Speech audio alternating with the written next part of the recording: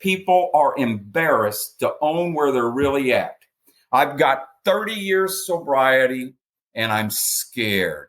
I've got fear going on in my life. I've got 20 years sobriety and my wife wants me out of the house. I've got 10 years of sobriety and everybody's happy, joyous, and free, and I go home and secretly want to commit suicide. We don't talk about that. And what are we really talking about here?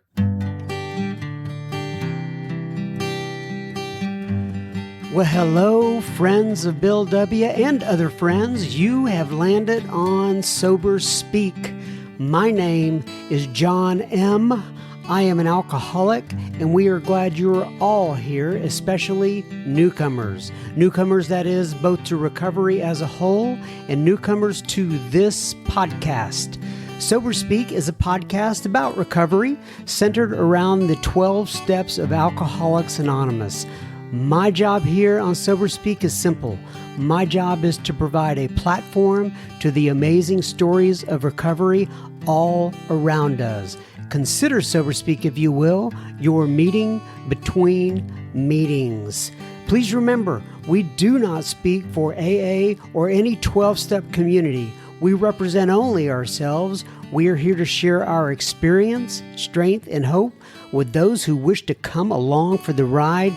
Take what you want and leave the rest at the curb for the trash man to pick up.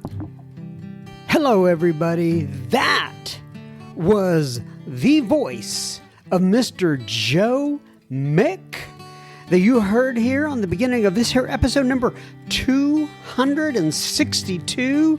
And you will indeed be hearing so much more from him in un momento. But first things first, this episode is coming out to you and brought to you by Karen and Michelle and Sherry and Lou and Adrian and Todd and Kurt and Terry and Joshua and Jason and Audrey and Mary Lynn and Anonymous. Keep in mind, I've been traveling here for a couple of weeks with work and I need to get caught up. But if you are listening for the first time and you say to yourself, what in the heck? What? You do that with a high voice. You go, what in the heck did Karen and Michelle and Sherry and Lou and Adrian and Todd and Kurt and Terry and Joshua and Jason and Audrey and Mary Lynn and Mr. Oops, I let it slip there. I said Mr. Anonymous. Well, I guess I just eliminated half of the people on the planet. But anyway, what did they do? What did the aforementioned do? I just like saying that word sometimes, aforementioned do, to get mentioned here on the beginning of this here episode? Well, they went to our little website, soberspeak.com, soberspeak.com. I realize I've had people tell me before I say that a little too fast. I don't know why, but anyway, soberspeak.com, and they clicked on a little yellow donate tab, and guess what? They made a little contribution. So thank you so much, Karen and Michelle and Sherry and Lou and Adrian and Todd and Kurt and Terry and Joshua and Jason and Audrey and Mary Lynn and Mr. Anonymous. This here episode is coming right out to you'uns. All right, so I want to go ahead and get started with our episode today. And that is Mr. Joe Muck. I know you're gonna love this one. The name of this here episode is Surviving the Dark Side of Spiritual Growth. Okay, so in this episode, and you can maybe tell from that opening clip that I played, Joe focuses primarily on those in sobriety that are 10, maybe 20, 30, or even more years sober, and they are embarrassed about discussing where sometimes they have ended up in life. In other words, they say to themselves, why am I still making these types of mistakes? And Joe talks about that at length. There's a few acronyms that Joe brought up during this here episode. One was HOGS, HOGS, and that is helping others grow spiritually. Another one is PIGS. Guess these are the farm animals. I don't know. Well, not like into farm animals. You know what I mean? Anyway, pigs, and it says people interested in growing spiritually. Another one is rad. It's responsibility, accountability, and discipline. And Joe also refers to himself as at one time busted, disgusted, and not to be trusted. Anyway, Joe talks about the definition of an AA bum, the analogy of the California redwoods as it relates to Alcoholics Anonymous, the third step covenant that we make, Sister Ignatia, an emotional maturity test, and so much more. This one is chock full o' nuts. So sit back, enjoy, and we will have plenty listener feedback at the end of this here episode. Enjoy. Okay, everybody. So today we're sitting here again with Mr. Joe Muck. So Joe, why don't you go ahead? By the way, I don't know if anybody else calls you Joe Mick. I just don't know how else to do it. I'll let you introduce yourself however you want to do it. But why don't you go ahead and introduce yourself, give your sobriety date if you wish, and then tell people where you live in this land of ours. Hello, everyone. My name is Joe McFadden. I'm a very grateful alcoholic, and my sobriety date is June 14th, 1993. And I'm here reporting for duty from the beautiful island of Galveston in Texas. Reporting for duty. And you call your higher power, what's the name you call him? Boss, right. One day you told me we were talking about, there was like a day or so before, and we were going back and forth on text. And I was asking you if there's anything in particular you wanted to talk about. And you said, I don't know, let me check with the boss and I'll get back to you. And I thought you meant your wife. No, she's mid-management. You know, I always want to be run the show and everything, but I always end up being an out-of-work actor that wants to be a director that ends up being a producer of confusion rather than harmony. So I am assured that my only job in life is to be a supporting cast member. That's it. And maybe try to win an Academy Award for making other people look good. I have a happy life when I remember that. I hear you, my friend. I hear you. So I want to ask you first, behind you, and I don't know if this is new or I've never seen it before, but there is I don't know if you call it a license plate or something that says Trudge up above your head. What is that? Oh, I'm glad you noticed that. That is my personalized license plate for my motorcycle. I have two gold wings, one in at our mountain home, then one here on the island, and I switch them on them. It says trudge, and you will surely meet some of us as you trudge the road of happiness. Right. So have you ever had anybody stop you and ask you about all the time? Gotcha. And it makes me drive a lot better. It makes me drive like a sober person. That's great.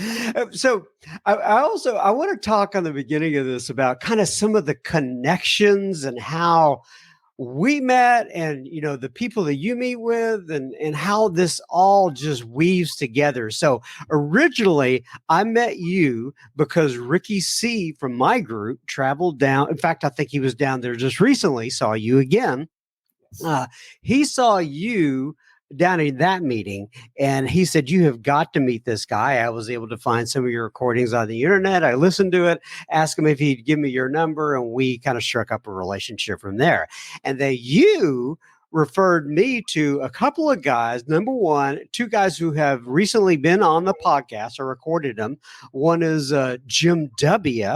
from down in San Antonio, who's been sober for 65 years. That's right. And then Tim, what's Tim's last name? M. Yeah. Tim M. recently, who I recorded from across the pond, and he was just a joy. And then it's just interesting to me how all these relationships weave together. It really is. And all you really have to do is ruin your life, crash and burn, have everybody in the world looking for you, wanting to kill you. And once you get busted, disgusted, not to be trusted, we got one hell of a wonderful life for you. That's all it takes. Busted, disgusted, not to be trusted. Yes. Yeah, we were talking in a meeting here just a couple days ago about this guy was telling this story about how he went out walking and he got hit by this car and he ended up in the hospital and, he was drunk and then he was like, getting up out of the hospital bed with one shoe and walking down to the bar and, the hospital attendants were saying, don't go out. We're all laughing about it, right? As I guess my point is like in most, like if you go to Sunday school and start sharing all this. I love the people in AA. They have a good sense of self-effacing humor with outgoing life of the party type personalities. They're always having fun and joking together, usually at themselves. There's a whole lot of healing in that. Just sitting around, telling your own stories, drinking cheap, crummy coffee, listening to one another's comical past and self-imposed predicaments, and most importantly, how the program of AA, God, and sponsorship saved your bacon. That's alcoholics. There's a lot more. I used to be a stepologist and wanting to get a PhD in alchenometry, and you do the orthodoxy AA, or you're going to be killing people and should be brought before the magistrate in the morning for accessory to murders. And I was always right, but I was always pissed off. And I just found out that if I let God be God and Joe be Joe, I have a very happy life. And so does most of the people around me. And the only way I know I'm not doing that is I live in a crappy world. So I got to get back to doing that. And then the rest of the people in the world start straightening up again. I don't know how that works. It's interesting you say that. I think a lot of people go through that, especially over the first 5 or 10 years. And I think it's very well intentioned. In other words, I went through it. You think somebody shows you a way to do it, and it works for you and it saves your lives. And you want to go pass that on to everybody else. And you think you know everything and you think you know the way to do it.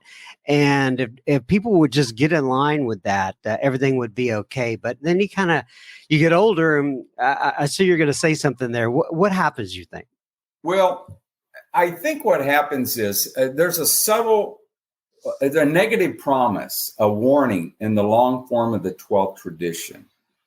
And it says, this to the end, that our great blessings may never spoil us, and we may forever live in thoughtful contemplation under him who presides over us all.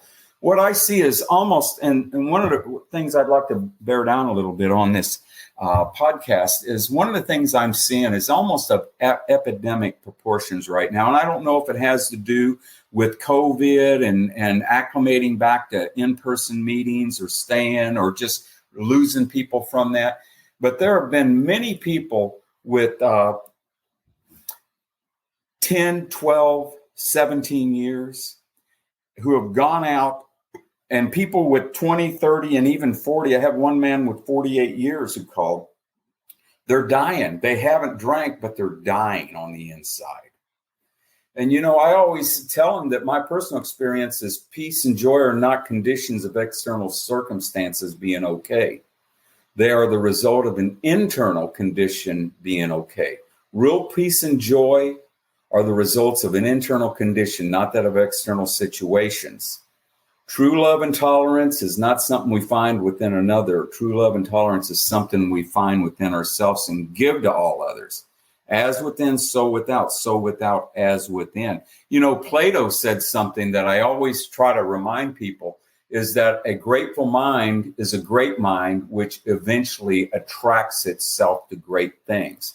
When we do our fear inventory, we'll read in a big book that fear set in motion trains the circumstances we felt we didn't deserve. That tells me there is a principle there that fear is a subconscious prayer for what you don't want to happen. Now, what would the opposite of be? Well, if you look at the big do not in the big book, we get another hint.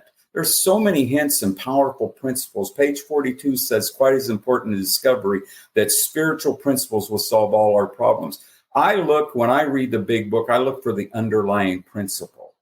Now, if fear is a subconscious prayer for what you don't want to happen, if you look at the big do not in the big book, do not be discouraged. Discouraged means to be deprived of three things: hope, confidence, and spirit. So if you have the courage, and Bill defined meditation, and I'll get right back to that. I just need to insert this. Bill defined meditation as constructive imagination. The 11th step says we constructively review our day. So if we were spending our day destructively imagining and reviewing, that's going to set in motions. What would constructive imagination? So the world of the spirit, if you have courage enough to enter it, is full of hope and confidence. What would happen if you said, I got God at my back and he's looking at me and he's watching over me, and there's nothing too good for a sober alcoholic? I have a prayer I start every day with, and I pray. I do a lot of 12 stepping in my 11th step. And I start out with this. I ask God to put myself in a position of neutrality, safe and protected, usually from my own little ideas and concepts. And I say, nothing is too good to be true. Nothing is too wonderful to happen. Nothing is too great to last. I have perfect belief in the perfect outworking of every situation in my life, for God is in ultimate control and all things are working for my good. And then I look at that and I just sit back and I just start feeling gratitude flowing. And, you know, the beautiful thing about gratitude is gratitude comes from a Latin word called gratis. And that means thankful and pleasing. And when you feel gratitude, you're pleased with what has been done for you and by those results. And I say this in every time I ever speak and or any podcast. I always say the word slip came from the grace of God. Now, when we have that grateful heart, we're putting ourselves in a position to receive that. Now, why are we all coming into this little where there's so many people hitting that dry spot in their sobriety? You know, we have to look at that. And there it is, that long form of that 12th tradition warning. This to the end, that our great blessings may never spoil us. It talks about in the 10th and 11th step, resting on our laurels. We're headed for trouble if we do, for alcohol is a subtle foe. And what we do is at this point, I'd like to bring in an analogy that just really works real well. And there's three layers of it. When I was a kid, I'd go to my grandfather's farm, and on his farm, he had a water well out in the center of the farm. And it'd be real hot, and you'd have to walk a couple miles to get to it. And once you got to it, you had to pump it a few times, 4 or 5, and then all of a sudden that water would gush out, and you get that fresh water all over you. Well, whenever we're hitting that brief periods of recovery followed always still by worse relapse, which in time leads to pitiful and incomprehensible demoralization, and that intensity, duration, and frequency of alcohol working for us starts to go down to where eventually we can't get there. And when we're at page 152, we can't imagine life with alcohol or without it. We're at that jumping off place. Well, we come into AA and we'll go to a meeting. Nothing happens. We pump that pump once. We go to another meeting. This time we get a sponsor. We pump that well again. We read the big book. We pray. We pump it a third time. Then we take the steps and pump that well 4th time. And all of a sudden the water gushes out. And then we've got 8 more steps to do. And boy, that water's going where it's great. We're in the land of milk and honey. Everybody and everything is wonderful. Just huggy, kissing. I love you, love you, love you. Oh, there's a newcomer. Oh, I love the old timers. Oh, you know, we're like Hallmark recovery cards. Everything's wonderful. and then what usually happens is, you know, we stop pumping. Here are the steps we took, which are suggested as a program of recovery. We took it. So then we stop pumping. And here's how we stop pumping. I'm not going to go to the meeting. I'll miss it. You know, it says on page 19, a much more important demonstration of these principles are needed in our respective home life, occupation, better. On page 19 in it. Then all of a sudden your sponsor calls, oh, he's a know-it-all bastard. He doesn't even have a life. All you say, hey. And then all of a sudden you say, I'm not going to answer the phone. And then your sponsees call, oh, he's just whiny. He never listens to me anyway. And then all of a sudden, the next thing you know, your wife's pissed off at you. Your kids hate you. You're almost getting fired. Then what happens? Then that's where everybody's starting to come in at right now. They've already done the inevitable and they've taken a drink. Or we had one with 10 years commit suicide a few weeks ago. Or you come in and we got the 12 pumps of AA. And you pump that steps 1 through 12. And what we did is we did a sort of like a spiritual autopsy of a relapse of several of these people. We got together and we found out what happened was in the civil rights movement, they had a saying called keep the main thing, the main thing. And what happened was they weren't keeping the main thing, the main thing. The fruits that sobriety gave them became more important than the sobriety that made them possible. They always told me, and this is a truth, and I have experience with this, is if you make AA number 1 in your life, everything you make number 2 will be first class. You need to learn to build your life around AA, not AA around your life. And you're headed for trouble when you do that. So what happened is they were resting on their laurels and their past accomplishments, which is where that word comes from. And they didn't have 3 things. We narrowed it down to 3 things: responsibility, accountability, and discipline. Now, responsibility is like having a home group and setting up, making coffee, going to a detox, having a service job in AA. Don't be an AA bum. I got mine, you go get yours, screw you. That's the most selfish thing in the world a guy can do. Gratitude, we'll measure your gratitude. We'll listen to how grateful you are with our eyes. And you don't have to go around and ask somebody, hey, are you grateful? You'll see the twinkle in their eye and the happiness in their voice. You'll know. And then the other one is accountability. You know, the 2 things I wanted more than anything else in my life were I wanted a intimacy and vulnerability. And the only way to get that is to have accountability and transparency with our sponsor. So I had to have a sponsor. I do a nightly review every night. In fact, I received from a lot of nightly reviews and corrective measures, 11-step, from guys I sponsor and the guys they sponsor. And then the discipline is, and this one's a real important. Why should I go to this meeting every week? I know every person there. I know what he's going to say. I know what he's going to say. It's a bunch of crying. You know, here's the deal, is we have to acclimate to that. Something happens when I go there and I just, all of a sudden, I hear me through them. And then all of a sudden, the magic of Alcoholics Anonymous happens. What happened to me at 23 years sober, I went through what is called the dark night of the soul. At 23 years sober. I've heard of people going through it, but I've never experienced it as bad as what I had it. It was where I was a circuit speaker. I had, I think it was 17, it happened in like May, and I had 17 more conferences I was speaking at that year. And I went through, I lost my sponsor and my wife. I got in a lawsuit with a member in my home group. We told him he couldn't come because of his behavior with the young girls there, and he sued me. The oil plummeted and I lost my job. And my thyroid cancer, I had it spread and it came back. I had those 5 things going on in my life. And I tell you, some people call it Gethsemane consciousness. I was really, really in a bad place.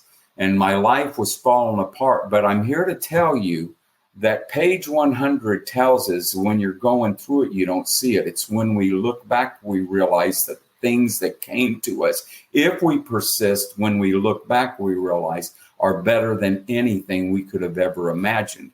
And I wrote something I'd like to share with you that really made a difference. And I every time I share this, I usually get people who it's really touched. And I'd pray, I give $1 billion, never, if I had $1 billion, never to have gone through it. But I give that same $1 billion back not to have missed this gift. Getting free of things involves endless internal surrenders, letting go of limiting beliefs that block you and others from the source of all good. This surrender often looks like a nervous breakdown, as it involves letting loose of some of the innermost protective mechanisms we have devised to avoid this painful process. One often feels vulnerable to every possible nightmare and fear imagined. You know, someone once told me that sometimes a spiritual awakening and a nervous breakdown look an awful lot alike. But it says this is part of the process. In this dark, internal, barren wilderness, the real you is finally coming to surface. This is not a death. It is a rebirth of all spirituality, which is to say all good. Christians call it being saved or reborn, as page 63 tells us. This horrific and intense, but quite necessary time of grieving is a pruning, purification, cleansing time of your soul. Resist not this evil, for it is making room for tremendous spiritual gifts for one to bring back and heal others with. Let it all come up and out. You know, what I found out through that, John, was life comes at us alcoholics at point blank range, but the spiritual life is only understood in heightened sight. And that's where that page 100 comes from. And my life has a lot of value to people all over because I've experienced that. I come on the other side of it better than anything I could have ever imagined. You've heard of the analogy of the redwoods, right? I have not actually. I heard it, I forgot it, which is very possible. Well, what happens is when everyone comes, we start talking, and we get them on this circle in the triangle: unity, service, recovery, mind, body, spirit, steps, traditions, concepts, unity, service, recovery, home, occupation, and affairs. So now we've got a multi-dimensional circle and triangle, and we kind of see where are we at. And it's what always seems to happen is we've drifted away. And I use the analogy of the California redwoods because it's so wonderful. And then before we end the podcast, I would like to talk about just a little bit about the group I've got of the guys I sponsor. There's between 50 and 70 of us. We're called the Slow Learners Group of Alcoholics Anonymous. And we're slow learners, but faster forgetters. We're all, and so anyway, back to the redwoods. A redwood, as you know, grows something like between 250 and 325 feet or more in height. And they have a circumference of like 90 feet and 30 feet in diameter. They're huge. And they never grow alone. They grow in circular clusters. And the reason for that is that they have short roots. And they all have to hover around each other and intertwine with one another. Otherwise, when the winds and the storms, say like an alcoholic's wind of storms of their alcoholic emotions in their lives and their tendency to be self-pity and recreational depression and emotions just blowing, they cannot stand. If they were alone, if the California redwoods were alone and those winds came, they would topple from the splendor of their own magnificence.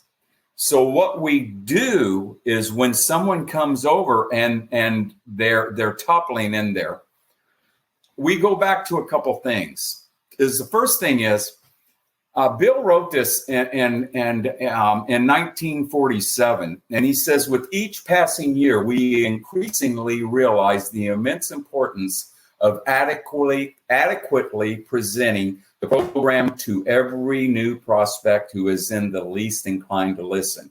Many of us feel this to be our greatest obligation to him, and our failure to do so our greatest dereliction. The difference between a good approach and a bad one can mean life or death to those who seek our help. And when he spent that time at Dr. Bob's and he met Sister Ignatia, who is my favorite AA person in history, Sister Ignatia shared with Bill that she viewed the alcoholic as a sick person who was spiritually orphaned. She created a caring atmosphere of love and support, a spiritual home in which the patients could retreat to find or regain a sense of self-worth. Seen through the eyes of an accepting substitute family of co-sufferers, patients were not judged or demeaned for their shortcoming. Her spiritual insight into alcoholics in her care was simple. She told Bill Wilson, "Bill, I feel as though these people run away from God. I tell them we're all God's children." Her advice to the alcoholics was simple. Just tell him in your own words that you have made a mess of your life and ask him if he won't take it over from here.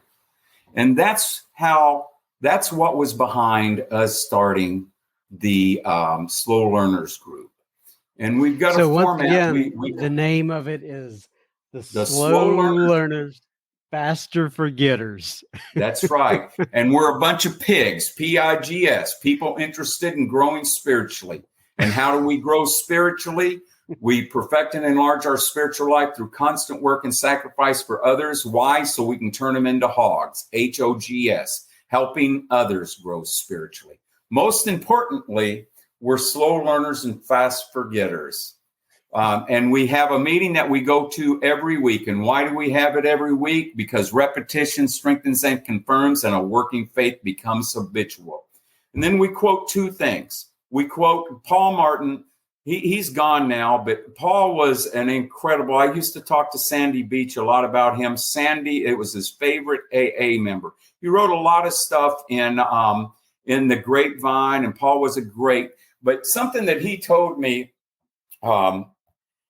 stuck with me, and he said that he attended meetings regularly on Wednesdays and Saturdays mornings in working the steps. He said the members there at those groups are committed to working the steps and this is a key, reworking the steps. He said the worst advice that he ever got in AA was to work the first 9 once and then attempt to exist on 10, 11, and 12. He said that nearly killed him. In 1963, he was 16 years sober. He heard a suggestion that there's great benefit in redoing all of the steps. It turned out to be absolutely correct. And in his experience, the AAs who continue to work all of the steps do not suffer from depression, anxiety, apathy, boredom, and similar symptoms. Now, to quote this, just take it a little step further, to quote AA Comes of Age, the single act of surrender can produce sobriety by its stopping effect upon the ego. Unfortunately, that ego will return unless the individual learns to accept a disciplined way of life, which means that a tendency for ego comeback is permanently checked. This is not new to AA members. They have learned that a single surrender is not enough. Under the wise leadership of the founding fathers, the need for continued endeavor to maintain the miracle has been steadily stressed. And I think that we miss that. I think that people are embarrassed to own where they're really at. I've got 30 years sobriety and I'm scared. I've got fear going on in my life. I've got 20 years sobriety and my wife wants me out of the house. I've got 10 years of sobriety and everybody's happy, joyous, and free, and I go home and secretly want to commit suicide. We don't talk about that. And what are we really talking about here? Bill wrote, and he never really did much more after he wrote that pamphlet on the next frontier, emotional sobriety. There was a wonderful, wonderful circuit speaker named Tom Brady. And he was a college professor of psychology, and he really was a good member of Alcoholics Anonymous. He gave me something. It's an emotional immaturity test. And I'll just run through. Do I have time to run through it? Yeah, of course. Yeah. Do you accept criticism well? Are you usually hurt or angered by criticism? Do you have difficult time accepting compliments? Do others think more highly of you than you do of yourself? Do you depend on others to make you feel good about yourself?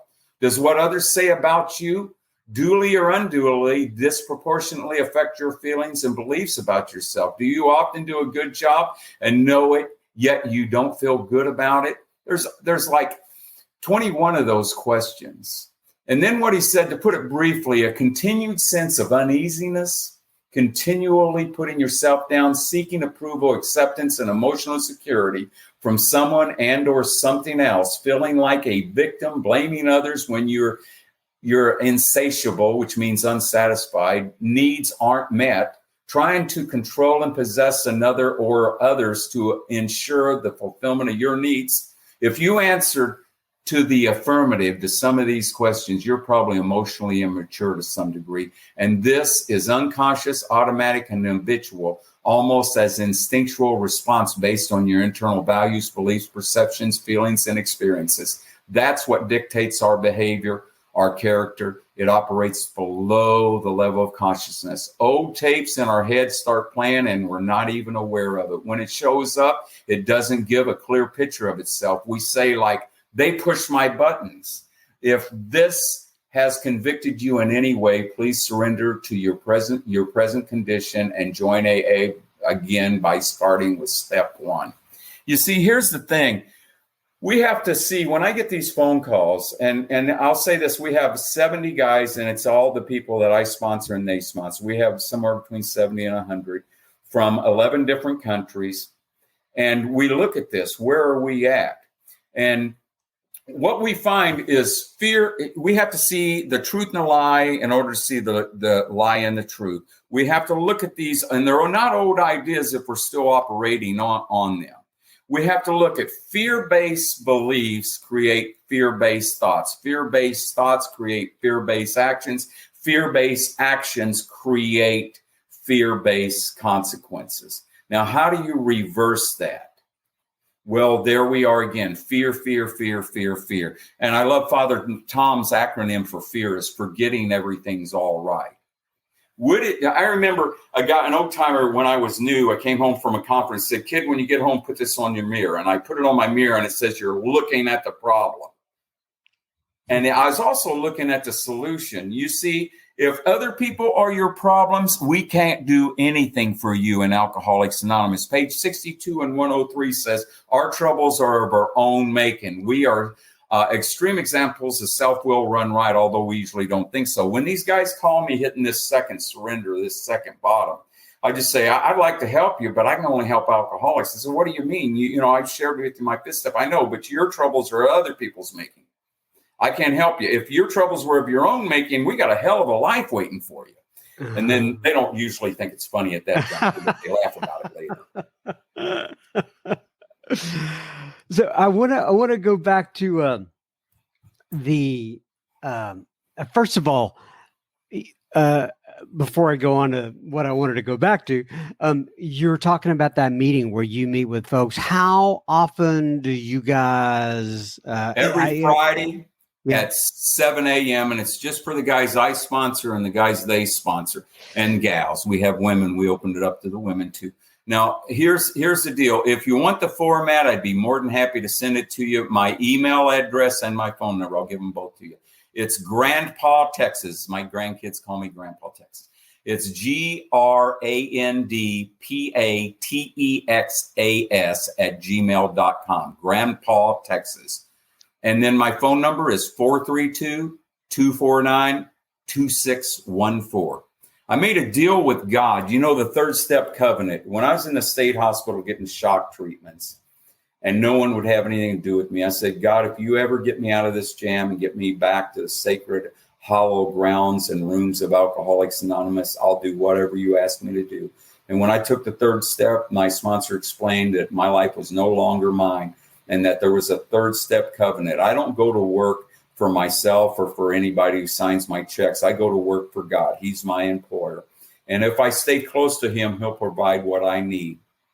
And established on that footing, I've got one hell of a wonderful life, and he's done a lot better on his end of the bargain than I ever have. But, you know, like I said, I'm a slow learner. But the thing is, put me in, coach. I'm ready to play. I got my helmet on. I don't even know the rules, but I'll jump off the top turnbuckle and give today a big fat lip. I'm going to have fun.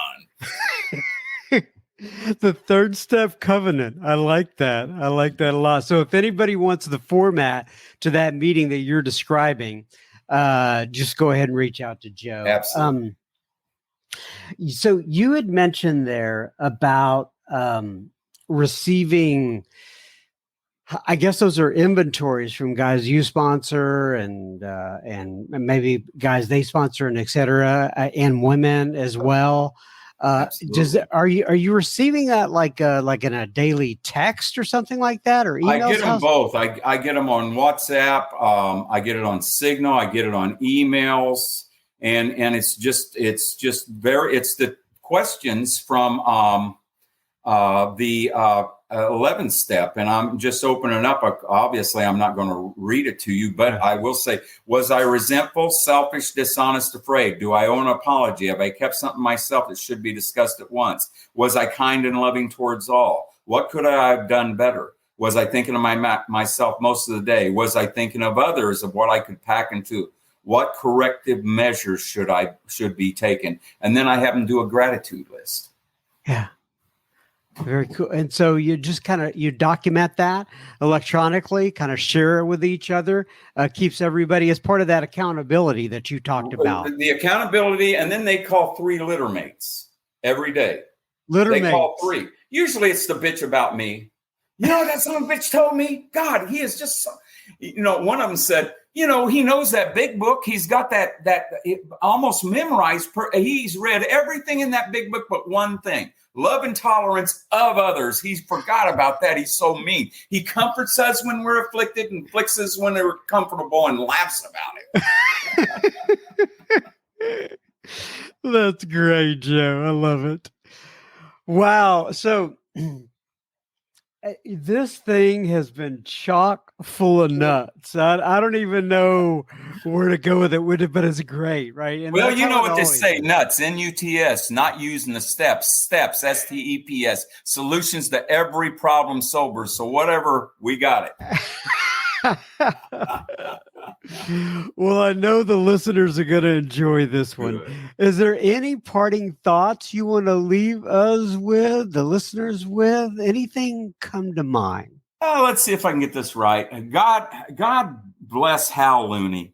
He, and Nancy Hyde, they had 2 nuggets. Nancy's my favorite one, was she said, once you admit you're cuckoo, you're halfway out the clock. She says, that's all you need to know about the second step. And Hal Looney said something, and he had the longest sobriety of Ector County out in Midland and Odessa, Texas. He said, it don't matter what you've done. It don't matter where you've been. It's what you're doing today that matters. Now come on in. This is the show that never ends. We're so glad you could attend. So that's from that's a song from like this, oh gosh, isn't that a song? I've only heard Hal Looney say that. He just loved whiskey and them dirty-legged women. Dirty-legged. Yeah, he was a character. I've heard the women say that they like those hairy-legged men, but I've never heard the he said dirty-legged women. He said at the beer joints he'd go to, they'd take off their shoes and dance all night for whiskey.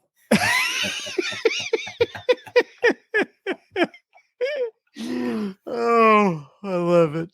Sobriety is kind of like life. If you ain't, it's kind of like sex. If you ain't enjoying it, you're doing something wrong. Right. Well, I can tell you, Lucy hates it when I speak at a convention and say that. She's always embarrassed. But I say this is, when I heard that sobriety is like sex, if you ain't enjoying it, you're doing something wrong. I remember the first time I ever had sex. It scared me to death, ladies and gentlemen. Right. It scared me to death. It was dark and it was cold. And for God's sakes, I was all alone. But you see, the point is in Alcoholics Anonymous that the old timers are making when they say that is you never have to be alone unless you want to screw yourself. Thank you. Okay, that's a good way to end it. Yeah, I'd hope so. I hope so.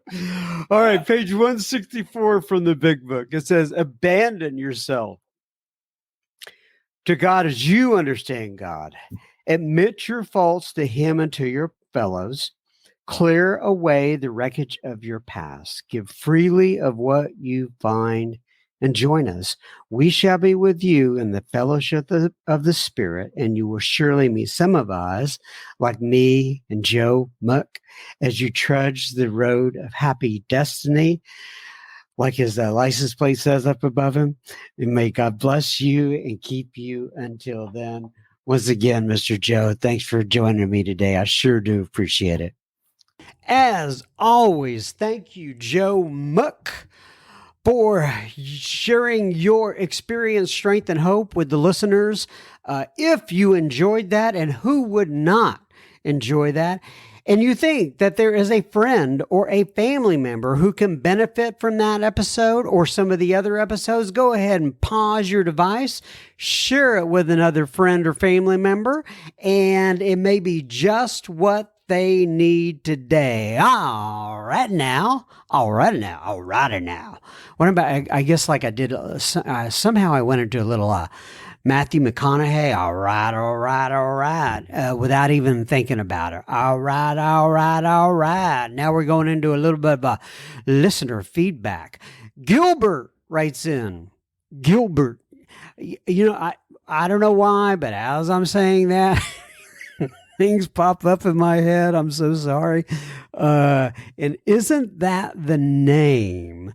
There was a show, I think it was in the 1950s, and there was a horse named Mr. Ed, and I think he had a friend or something named no. You know what? It's not Gilbert. It's Wilbur. Yeah, that's what it is. He would say something like, Wilbur. And so it had nothing to do with Gilbert. And I'm so sorry, Gilbert. The television show from the 1950s has absolutely nothing to do with you. But it's where my little pea brain went. Anyway, Gilbert, not Wilbur, wrote in and he says, hi, John M. Thank you for accepting me to the Facebook group. Well, Gilbert, I'm having to watch myself not to say Wilbur. I almost said Wilbur. Anyway, he says, thank you for accepting me to the Facebook group. Well, Gilbert, the honor is indeed all mine. He says, I'm an alcoholic living in Houston, Texas. I'm a wannabe full-time artist, an actual full-time office lackey, Lackey. I'm sure that's a term. I don't know exactly what that means, but it sounds like, like latchkey, like when I was a kid or whatever. But anyway, it says, I've been in AA since October of 2018. I had a slip a little over 6 months ago, got back in the program, and it's been stronger for me as a result. Good for you, Wilbert. Oh my God. I just said Wilbert. Poor guy. I'm so sorry. I just combined Wilbur and Gilbert together. Oh, gosh. But I am happy for you, Gilbert, and your sobriety. He says, I came across your podcast on Spotify maybe a month ago, just a random search for AA. I've only listened to a few of the recent episodes, but I love them all so far, especially Paula P., Ken D., Tim F., and John Henry in particular, just to name a few. I love the work you do, and I look forward to exploring the podcast some more. Keep it up. Gilbert R. Well, after that, you may not. You may just drop out, Gilbert, and I would not blame you. But anyway, thank you so much. Sue writes in. And Sue says, "Hi, John. I'm living in Illinois, just outside of Chicago. I'm just over a year sober and 3 months into AA. I heard you mention the group on today's podcast. I've only listened to a handful of shows so far, but I like the vibe." By the way, if you're interested in the Facebook group, go to Facebook, search up Sober Speak Secret Group, ask for admission in there, and we will get you on in. And she says, "I'm always looking for speakers, podcasts, books, etc. that can teach me and I can get support. As I am relatively new to this life, new outlooks are always helpful. Thank you so much for what you do, Sue W." Well, thank you, Sue. Thanks for writing in and thanks for listening. Kathleen writes in, and the subject line is "Love Your Show." She says, "Hi, John. I just found your podcast through a friend. I wanted to tell you thank you for what you're doing with your show. I listened to Brian P. today. Fantastic. Take care, Kathleen." Thanks, Kathleen, and I'm glad you enjoyed Mr. Brian P. He is absolutely fantastic. Kimberly writes in. And the reason I'm kind of pronouncing it that way, by the way, I'm like doing like a little hula hoop thing with my hips as I'm saying it. Not that matters to you. You'll never see it, but I don't know why. It's like Kimberly, kind of going around and around. Which Kimberly spells her her last name Lie, and I don't know why, it just made me say it that way. She says, "Hi, John. My name is Kimberly, and I was tuned in via podcast. I have 6 months sobriety today so far and 7 years in and out of recovery." Well, congratulations on both the 6 months and this, let's just congratulate you for the 6 months. The only thing I've done different this time after a relapse at 1 year was keep coming back and get into the service and do the steps. So that was the only thing I did, right, Kimberly? Kimberly, I can definitely understand. She says, "I'm doing my best to keep a positive news feed into my head. And on this one, it's been easier this time. I have 5 children who are in foster with my sister. I have been trying hard every time to build a better me. Hoping things stay in the moment of surrender, I have decided to stay in every day. Thanks for your podcast. They help." Well, God bless you, and God bless you and your family, Kimberly. And I hope things keep trending in the right direction for you. Carrie writes in, and Carrie says, "John, I'm listening to your podcast, which I have on all night, but I do fall asleep eventually." Laugh out loud. Right now, it's episode number 249. Anyway, chuckling after you said that you took some sort of medication but shouldn't change your sobriety date, which of course is true. But did make me think of a statement someone said in one of my Minnesota meetings to another who had relapsed. He said, you aren't starting over. You have a new story to tell." That's a good way to look at it. I started to say Kimberly. God, I can't keep that. Kimberly, Carrie, that is a very good way to look at it. So let me say that again. You aren't starting over. You have a new story to tell. She says, "I love that. I'd never heard it before. So less defeating for someone." You're right. Love, obviously, your podcast, and I share it with many. Carrie, she said, "P.S. I listen to your podcast every night. I can't believe I must have missed this episode." I'm not sure exactly what that means, but I'm glad you're listening to the podcast every night, Carrie. God bless you. Beth writes in, and Beth says, "Hi, John. So a little about myself. I live in Sooke, British Columbia, Sooke. And I now have been sober since May 1st of 2018 from all alcohol and substances. I found Sober Speak by looking for more talks by Katie P. I've learned so much listening to her and Charlie. Many thanks for your podcast, Beth H. Well, thank you, Beth H. And I'm glad that Katie P drew you in. She's an absolute rock. She's incredible. I love her. Rachel writes in, and Rachel says, "Hello, John. I am a grateful recovering member of Alcoholics Anonymous. I listen to Sober Speak while I work. I listened to a few more current episodes when I first found Sober Speak. Then I decided to start at the beginning. So every day I work with an earbud in listening to Sober Speak. Yes, just one earbud so I can hear my environment." Well, good. I don't want to get you, I don't want this to be a safety issue, you listening to me. So I'm glad you can hear your environment.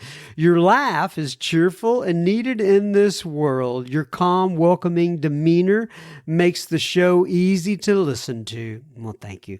Bill C. and Matthew M. are two of my favorites, but Julia K., Brenda J., and Jennifer H.K. shares have changed my life. It's hard to put into word what your show means to me and my recovery. Oh, that's very nice. Very nice of you.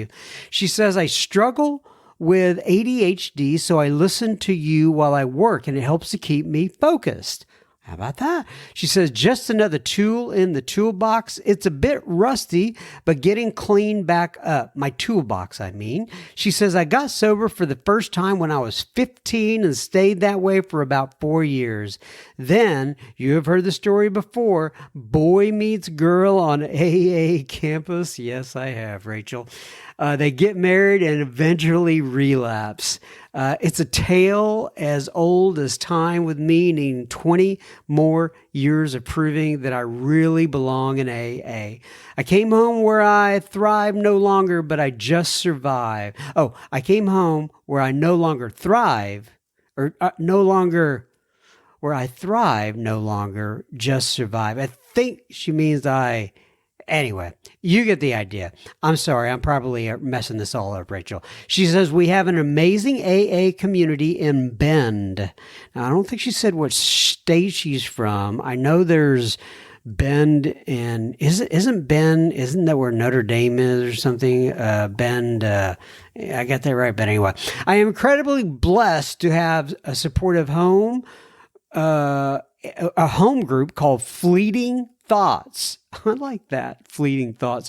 "We meet 7 days a week at 5:30 with a Sunday first step focus meeting. Today, I have just over 17 months sober, one day at a time. I am a new grandmother with a fellowship that has grown up around me. I am blessed." Well, good for you, Rachel. You finally, she must be in Oregon. Here it is, Bend, Oregon, because now she does reference. She says, "You finally started saying Oregon right." Oregon, laugh out loud. She's referring to, oh gosh, this has been a while. I debated with myself out loud. Do you say Oregon? And I've been saying it the right way, I guess. Oregon. At this pace, I should and I found your podcast on Spotify. At this pace, I should catch up by the new year. Thanks again, Rachel C. Well, Rachel C., I guess that means I need to keep putting out some episodes for all of youans to listen to. Anyway, that is another, what is that? That's another episode concluded. That comes to a halt. How should we say that? Anyway, I'm just making up stuff on the spot. And that's another episode of Sober Speak. As I always say, I take this una semana at a time, 1 week at a time. I hope to be back next week. May God bless you and keep you until then. Keep coming back. It works if you work it. Love you guys. Thanks for listening in. Bye-bye.